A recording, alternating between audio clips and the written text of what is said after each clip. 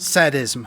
Noun. The derivation of sexual gratification from the infliction of physical pain or humiliation on another person. But where does this word come from? Does it have Germanic origins? Or rather Arabic? Maybe it's Gallic? Or better yet, Latin? Well, it's none of that. It comes from a man whose lifestyle and writings puts to shame any Christian grey. It comes from le Marquis de Sade. Needless to say, this video promises to become R-rated rather quickly, so kids, make sure your parents aren't around while you're watching. Donatien Alphonse François de Sade, better known as the Marquis of Sade, was born in Paris on June 2nd, 1740. Sade was actually a count, not a marquis, but people just sort of went along with it. At a very young age, his father abandoned him, and his mother secluded herself in a convent, which meant that he was raised by his servants who indulged his every whim. Unsurprisingly, he came to be known as a rebellious and spoiled child with an ever-growing temper. In his own words, he describes, "It seemed like everything had to be yielded to me, that the entire universe had to flatter my whims." At 10, he was sent to the Collège Louis le Grand, the same college Robespierre would later attend. There, he developed a passion for drama and theater thanks to the regular shows the priest organized. But he also developed another passion, a devious one. An unruly child, he was often subjected to violent corporal punishments, including flogging, which he would spend the rest of his life obsessing about.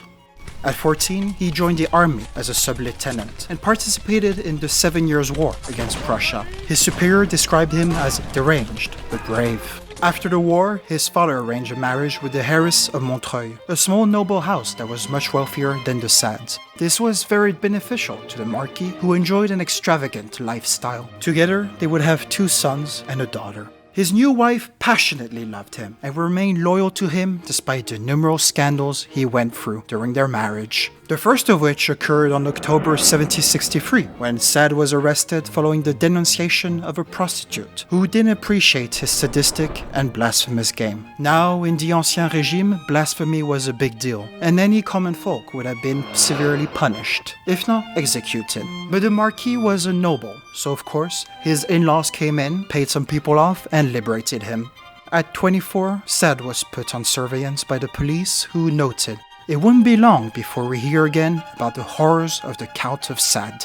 These horrors would occur just 4 years later, when Sade offered work as a maid to a widowed beggar. When they arrived at his rented cottage, he attached her to a bed and started whipping her violently. He then slashed her skin to pour hot wax in the open wounds. All the while, the Marquis masturbated while threatening to kill her if she stopped screaming. When he was finally done, he forced her to do blasphemous acts during Easter Sunday before confining her in the room while he visited some prostitutes. However, his victim escaped through a window and roused the village against him. The resulting scandal forged the Marquis's less than desirable reputation, yet his status and connections meant he received nothing more than a slap on the wrist, as his in-laws paid off the victim.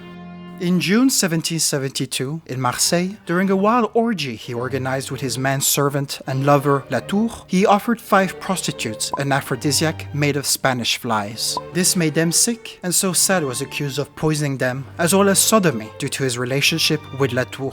The court of Provence condemned them to the death penalty, but the Marquis and Latour were able to escape to Italy. The locals instead had to content themselves with hanging and burning effigies to their image. As if that wasn't enough, the Marquis also brought along his new lover, his wife's sister, who signed with her blood a passionate letter to him. So yeah, I guess they had the same vibe. Unfortunately, that love affair won't last long, as the Marquis was arrested in Savoy just 5 months later. Sade, however, escaped and hid in Lacoste with his wife, not her sister, who would become his accomplice from now on. In 1774, the Marquis and his wife held captive 6 young children for 6 weeks, during which Sade subjected them to numerous sexual abuses. Following that, the king ordered his arrest, but the Marquis escaped once again to Italy, dressed as a priest. A judicial procedure was started against him, but again, his in-laws ensured that any proof was destroyed. When he returned to Lacoste 2 years later, the Marquis resumed his perversion by hiring young children, which he then sexually abused. This would continue for another year until the father of one of those children threatened Sade with a gun to reclaim his daughter. Eventually, he fired at the Marquis from point-blank range, but missed. Once again, a huge scandal broke out. This time, he didn't have his family to back him up. In fact, his mother-in-law, who was the head of the Montreuil family, was sick of the Marquis and asked the king a lettre de cachet against him. Later that year, the Marquis was arrested in Paris and imprisoned in Vincennes. There, he met fellow writer Mirabeau. But despite their mutual interest in erotic writing, Sade despised him to the point of physically assaulting him. As you can imagine, this didn't help reduce his sentence. In 1784, Vincennes closed, and Sade was transferred to the infamous Bastille prison, where he stayed, ironically, in the Liberty Tower. It had been almost 8 years since Sade was imprisoned, and seeing no hope of ever being freed, he expressed more and more anger, especially against his mother-in-law, whom he regularly tortured in his letters. But that anger led to nothing, and, bored, with no way of physically expressing his vast but perverse imagination, he started writing down his wildest fantasies. Finally, on October 22nd, 1785, he began his magnum opus. Whereas Da Vinci has Mona Lisa, Vivaldi Four Seasons, and Michael Bay Transformers 2, De Sade has 120 Days of Sodom. A 400-page book that was written in only 37 days on a 12-meter roll he had to hide in a cell wall in fear of having it confiscated. On July 2nd, 1789, the Marquis screamed from his window for help, claiming that the guards of the Bastille had started to slit the prisoners' throats. This wasn't true, as the Bastille had fallen into disrepair and was mostly used to get rid of people you couldn't really kill, but would rather not have in your life, much like a certain Marquis we know. 2 days after that, he was dragged naked as a worm to the Charenton Asylum near Paris. Just 12 days later, the Bastille was famously stormed, its 7 prisoners freed, and then destroyed with, or so Sade believed, his masterpiece. This devastated him so much that he would later write that he wept tears of blood. But in fact, the manuscript had been discovered and preserved by a certain Arnoux de Saint-Maximin. In 1790, the Marquis was freed from the mental asylum after the National Assembly abolished the use of lettres de cachet. His wife divorced him soon after. Following his release, he renamed himself as Louis Sade and unsuccessfully attempted to direct some of his plays before using his writing talents to the service of the revolution. In 1791, in serious need of money, he successfully published a censored version of Justine, a book he had written in La Bastille. The following year, the fucking Parisians, somehow forgetting Sade's violent past as a sexual offender, elected him as one of the delegates of the National Convention, where he would regularly make staunch atheist speeches, mocking, among other things, the belief that the Virgin Mary could give birth without intercourse. Robespierre, who fervently despised atheists, was annoyed by this and imprisoned him on December 1793. On July 26, 1794, he was condemned to the guillotine, but saved miraculously by the downfall of Robespierre, which occurred only 2 days later. Terrified by this close encounter with death, Sade decided to leave politics behind. In 1799, the third edition of Justine was published, La Nouvelle Justine, which comprised of 10 novels illustrated by 100 pornographic engravings. The engravings I have shown so far are just some of these. Napoleon absolutely despised it, to the point of imprisoning Sade in 1801 because of it. In his memoirs, he would describe it as the most disgusting book that the most deprived imagination has ever birthed.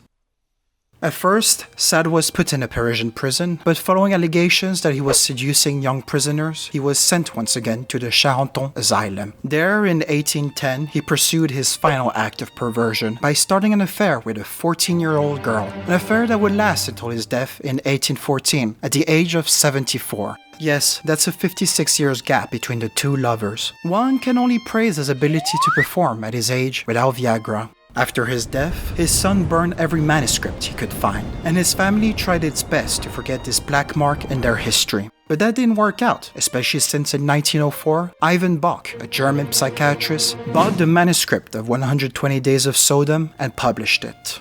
At this point, you may be wondering, what could this book include that is so terrible? I mean, it can't be that bad, right? Well, you know me, I'm a bit of a daddy, and I never shy from slapping a booty, but even for someone like me, his writings were a bit too much. So, if you're easily offendable or squeamish, I strongly suggest you stop watching the video now.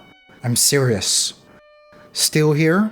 Well, if you insist. 120 Days of Sodom, or the School of Libertinage, tells the tale of 4 libertines, a duke, a judge, a bishop, and a banker. who locked themselves away in a castle with a harem of young boys and girls they've abducted, including their own daughters. It's worth noting that the castle's description closely resembled Sade's own castle.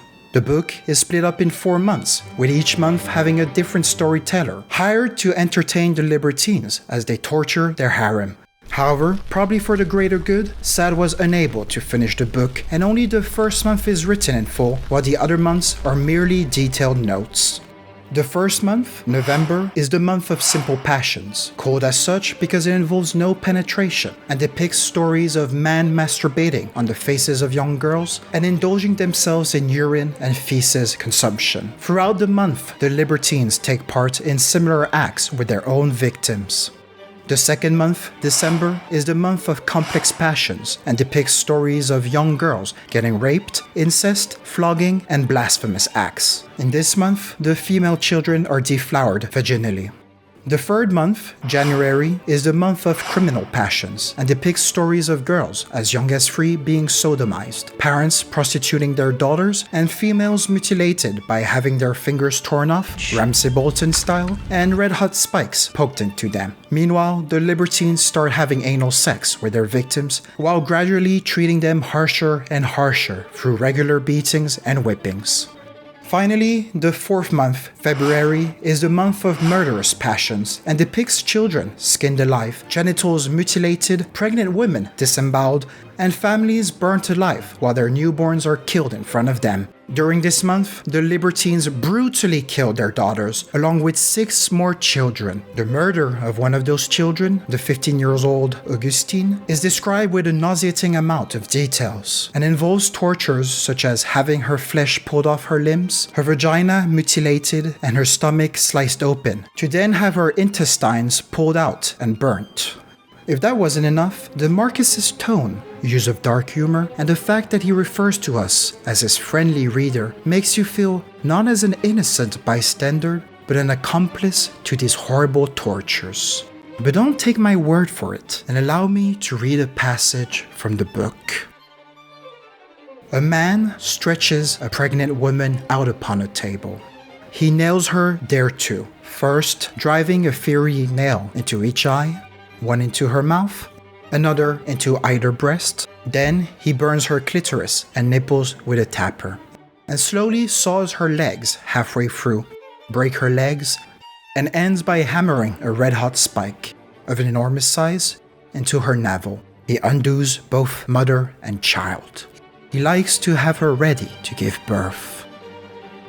If by now you're not totally disgusted, then you can check out the description for a PDF version of the whole book. And if you can't be bothered to read, then I recommend the 1981 Italian movie Salo, which closely follows 120 Days of Sodom but takes place in fascist Italy. The movie was and is very controversial, and at its release it was pretty much censored, if not outright banned everywhere, including in its country of origin.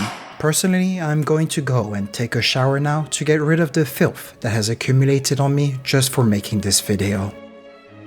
Well, this was Barris. I will see you soon. But until then, my friends, merde!